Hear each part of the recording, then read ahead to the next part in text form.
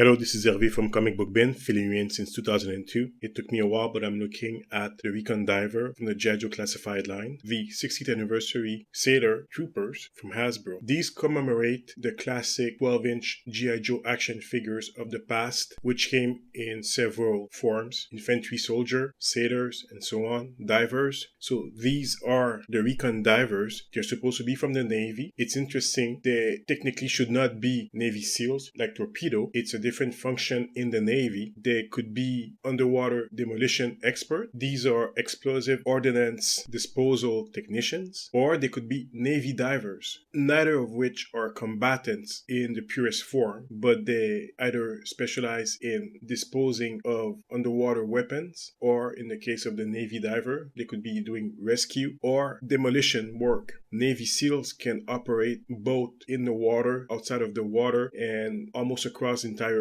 place. Navy SEALs can usually operate in the desert, on mountain, in the Arctic, in the jungle, in urban areas. When G.I. Joe showed us that Torpedo and Wetsuit were Navy SEAls, they mostly relegated them to the diving function, but Navy SEAls can do more than that. Here, I'm not exactly sure if those two guys are Navy SEAls, but they're certainly part of the Navy. Although I have to mention that other branches of the United States military forces also have divers. So you don't have to be in the Navy to be a diver. There are divers in the Army, of course, the Coast Guard, and other functions, such as the Marines. These two seem to be from the Navy. They're branded as sailors, so they're definitely from the Navy. What's interesting here is that Hasbro decided to give us alternate heads, which meant that you could army build those two easily. That's what I've done here. One of them is a Caucasian character who could be almost anyone in your G.I. Joe team. The other one is obviously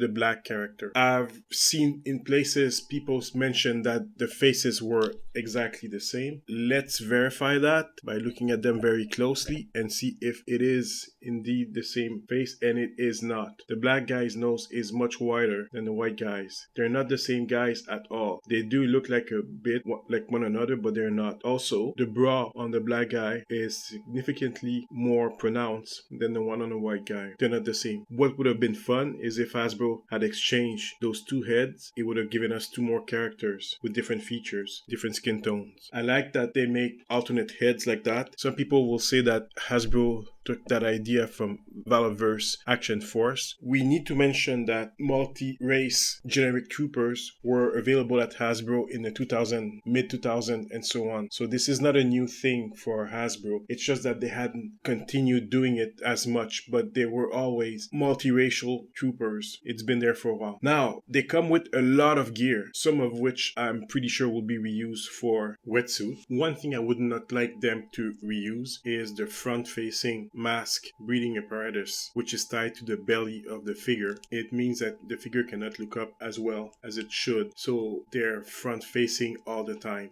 That's not very good design, if you ask me. It would have been better if these had been plugged in the back of the backpack, just like Torpedo or the Cobra Heel. There's also a pressure gauge that you can plug to the middle of the gas apparatus. It doesn't stay on, it falls all the time. So it's not, again, good design. I like that the face can be seen easily behind the transparent mask. In terms of likeness, well, the figure is unique. It does not look like any previous G.I. Joe character from the Real American Hero line. You could make a point that it's based on the classic 1960s, 1970s Hasbro Sailor, but it's a very modernized version of that. Now, the figure is using the Torpedo and the Cobra Heel build, which means everything is skin tight. You could almost think that they're buck naked in there, but that's the build. And what makes the difference with other figures is obviously all the equipment and the gear that you patch on top of them. In my figures here, I didn't use the life jackets on any of them because I used them for kit bashing for other figures. Made a cutter and a topside with the life jackets, but they do have other type of jackets on them, but they're not exactly flotation apparatus. So one thing that I like is that each of them comes with a dog tag. The dog tag is tighter than the one worn by Major Blood, where he collects dog tags from his victims. The breathing tank,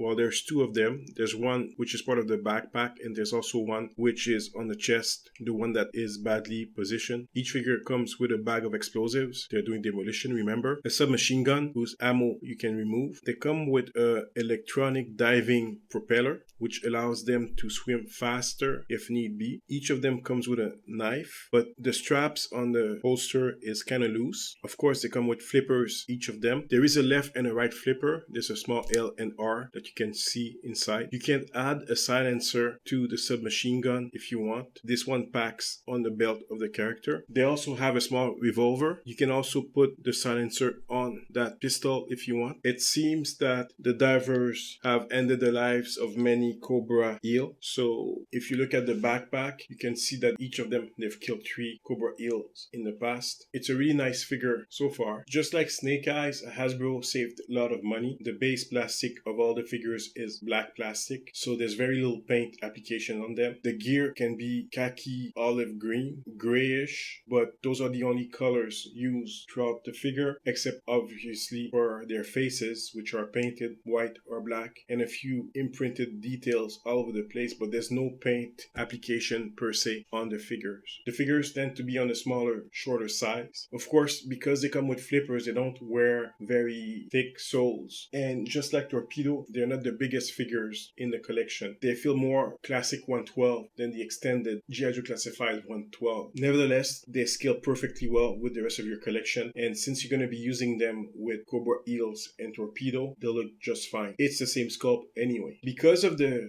flippers that they wear, they're very stable. They can't fall because the plastic of the fin is pliable. Most of the plastic in the weapons is also very soft and pliable, but the figures still have good balance even though they carry a lot of gear on them. That's not a bad thing so far, if you ask me. It's good enough. Most of the props used, like I said, are made of softer plastic. I know Hasbro has been changing the plastic recently, but it's still soft. It feels like it could break, but I don't have very much bent figures so far. The one thing that could be the most bent would be the harpoon gun. They seem okay. They're not exactly straight, but they're not completely bent. So they're good so far. Now, those figures were packed in bigger packages. I don't have them anymore. I just threw them away. I am not a package person. In terms of cost, those figures were a bit more expensive. They were about $10 extra than regular G.I. Joe action figures. For Canadians, it's actually quite a lot of money. It's almost like $51, $52. Now, the price have gone down a bit if you know where to look for sales. But for the divers, there's not many of them left. It seems that many places have sold out of them. For some reason, the infantry, which was released at about the same time, well, a few weeks later, seemed to be in stock a lot more than the divers. The divers seem to have sold out, or perhaps Hasbro made less, or people ordered less, because they're a bit more specialized than the infantry. The infantry would be your regular soldier anyway, so they can be used in whatever context. The divers are a bit more specific, so there's less of them, perhaps, that people ordered. In my case, that's what I did. I ordered one of each, the black guy, the white guy, and that's it. I mean, for me, my collection will be based not on those army builders, but Torpedo, and later I'll get Wetsuit whenever he's announced. So that's gonna be the basis of my collection. For the Cobra Eels, I'll be reviewing them very soon. Just got the retro Cobra Eels. As you can see, I got 4 of them here. So this figure was released in early January, well, even end of December 2023. This figure, I will say, is popular enough with collectors. It's a very good figure. It's a very good product. Even though those characters are not named characters, we don't know who they are. They've been used and customized by other collectors who've used them by putting other characters' head on them. The only drawback if you do that is that you don't have the covering of the hair, so they're just swimmers. I wonder if Hasbro will produce a female version of the divers. That would be fun. We could use a new Lady J diver or female characters for that. I would see a Baroness build for that. Lady J, of course, and Marina, Shipwreck's girlfriend in the cartoon. Who knows? These characters, they're great looking. I like them. They're great figures. All I can say is go ahead and get them. I don't think that they're going to be lasting too long on shelves. Like I said, they're already sold out. Hasbro might have produced less of them, so I encourage you to get them. For me, they're great figures. I like them, and they kind of give me a hint of what will come with Wetsuit whenever we get him. I'm hoping that Wetsuit will come with some kind of raft or small jet ski or something, whatever it is. Something like the Devilfish would be cool. This is Hervé from Comic Book Bin, filling you in since 2002. Like and subscribe.